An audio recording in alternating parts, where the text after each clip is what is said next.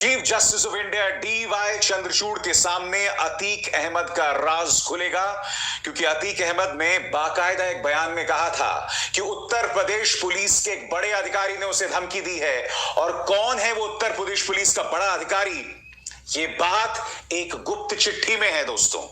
मैं आपको बतलाना चाहूंगा कि उसने दो चिट्ठियां लिखी हैं। एक चिट्ठी chief justice of India DY Chandrachud और दूसरी चिट्ठी उत्तर प्रदेश के मुख्यमंत्री योगी आदित्यनाथ को। मगर बड़ा प्रश्न ये, इन तीन चेहरों पर गौर कीजिए। लवलेश तिवारी, सनी सिंह, अरुण मौर्य, वो तीन लोग जिन्होंने अतीक अहमद और उसके भाई को मौत के घाट उतारा, आखिर इनके पीछे कौन है? क्यों इन्हें नैनी जेल से प्रतापगढ़ जेल भेज दिया गया है? ये तमाम राज उलझते जा रहे हैं, गुत्थियां उलझती जा रही हैं और इनका जवाब किसी के पास नहीं है दोस्तों। मगर सबसे पहले मैं आपको बतलाना चाहूंगा कि अतीक अहमद ने किस तरह से आशंका जतलाई थी और उसने क्या कहा था। आपके स्क्रीन पर अतीक अहमद की चिट्ठी बंद लिफाफे में माननीय उच्चतम न्यायालय के प्रधान न्यायाधीश DY चंद्रचूड़ और उत्तर प्रदेश के मुख्यमंत्री के पास भेजी जा रही है। अतीक अहमद के वकील विजय मिश्रा ने यह पुष्टि की है। मिश्रा ने PTI भाषा को बताया, अतीक अहमद ने कहा था कि यदि उनके साथ कोई दुर्घटना होती है या उनकी हत्या हो जाती है तो बंद लिफाफे में एक चिट्ठी उच्चतम न्यायालय के chief justice of India DY Chandrachud और प्रदेश के मुख्यमंत्री योगी आदित्यनाथ के पास जाएगी। उन्होंने कहा कि वो चिट्ठी ना तो मेरे पास है और ना ही मेरे द्वारा भेजी जा रही है, वो चिट्ठी कहीं और रखी गई है और किसी और व्यक्ति द्वारा भेजी जा रही है। विजय मिश्रा ये भी कहते हैं, विजय मिश्रा आपकी स्क्रीन पर, कि मैं नहीं जानता हूं इस चिट्ठी में क्या लिखा है। मगर कल एक बहुत अजीबोगरीब घटना होती है दोस्तों। विजय मिश्रा के घर के बाहर बॉम्ब से हमला होता है। अब प्रयागराज पुलिस कह रही है कि दो लोगों के बीच में विवाद का नतीजा है, मगर यह बहुत अजीबोगरीब इत्तेफाक नहीं है कि दो लोगों के बीच भी विवाद होता है अतीक अहमद के वकील के घर के बाहर। बहरहाल मैं आपको बतलाना चाहता हूं कि इस मुद्दे पर प्रयागराज पुलिस ने क्या कहा है आपकी स्क्रीन पर। थाना कर्नलगंज क्षेत्र के अंतर्गत कटरा में गोबर वाली गली में बॉम्ब चलने की सूचना प्राप्त हुई। मौके पर थाना कर्नलगंज पुलिस मौजूद है। जांच के बाद प्रकाश में आया है कि दोनों पक्षों द्वारा आपसी विवाद के चलते बॉम्ब फेंकने की घटना जो है वो हुई। मौके पर कोई हताहत नहीं हुआ है, अन्य आवश्यक कार्रवाई की जा रही है। बड़ा प्रश्न यहां पर दोस्तों कि ये कैसा इत्तेफाक है, ये कैसा इत्तेफाक है कि अतीक अहमद के वकील के घर के बाहर ये बॉम्ब चलने की घटना होती है।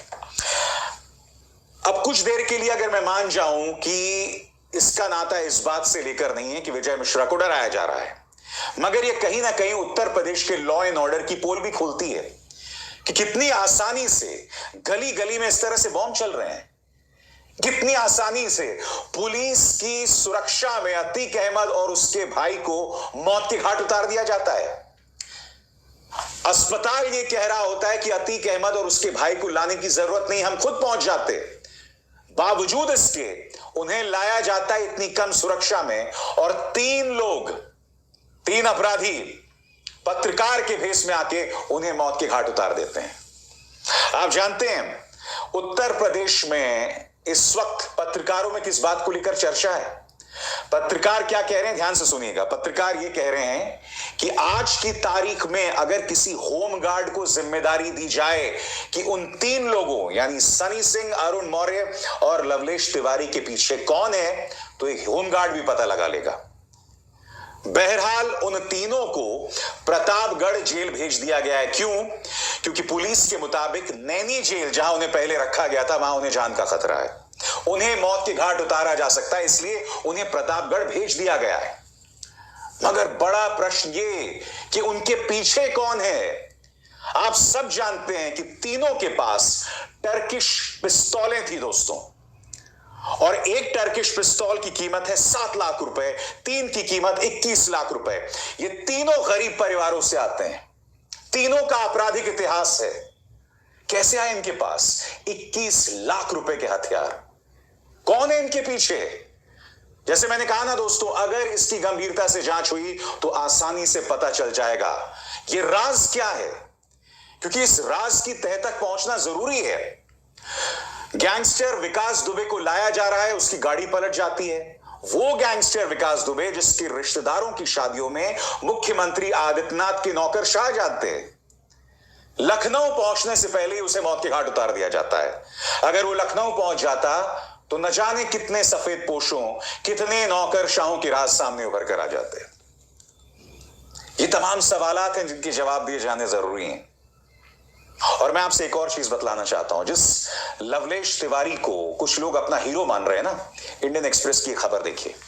आप जानते हैं खबर क्या कहती है? ये खबर दो चीजें कहती है। पहली बात ये कहती है कि लवलेश तिवारी और इन तीनों का आपराधिक इतिहास था। लवलेश तिवारी पर पॉक्सो के तहत केस, पॉक्सो का मतलब जानते हैं ना आप, यानी कि अगर आप 18 साल से कम बच्चे या बच्ची के साथ यातना देते हैं, उसे टॉर्चर देते हैं शारीरिक या मानसिक तौर पर, तो आप पर पॉक्सो का केस लगता है। मामला जानते हैं क्या हुआ? एक लड़की को लवलेश तिवारी और उसके दोस्त छेड़ रहे थे। उस लड़की ने आपत्ति दर्ज की। लवलेश तिवारी ने पहले उसे गाली दी और फिर उसे थप्पड़ मारा।